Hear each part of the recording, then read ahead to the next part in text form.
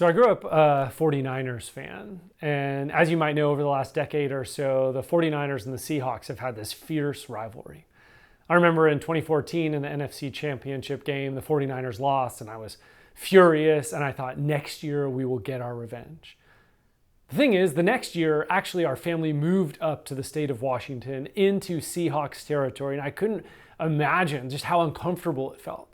Every house had a blue flag, every car had a Seahawks bumper sticker, and in every workplace, on every Friday, almost everyone wore a blue shirt. I had never seen a community's identity so connected to a sports team. I remember even thinking, would they even accept me if I wasn't a blue shirt wearing Seahawk fan?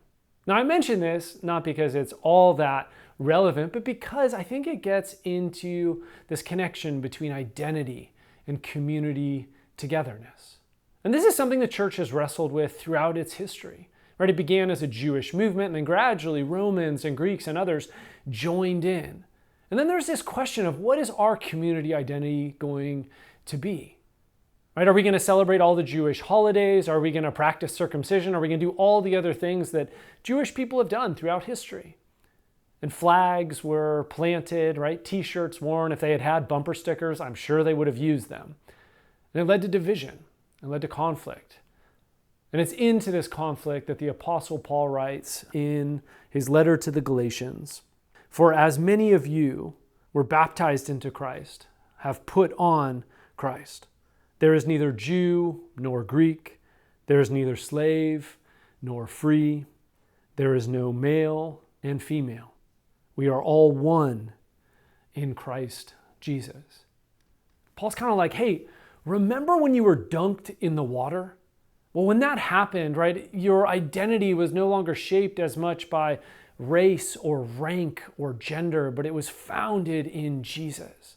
This is why Paul says, put on Christ, right? Wear Jesus as your primary identity in the world.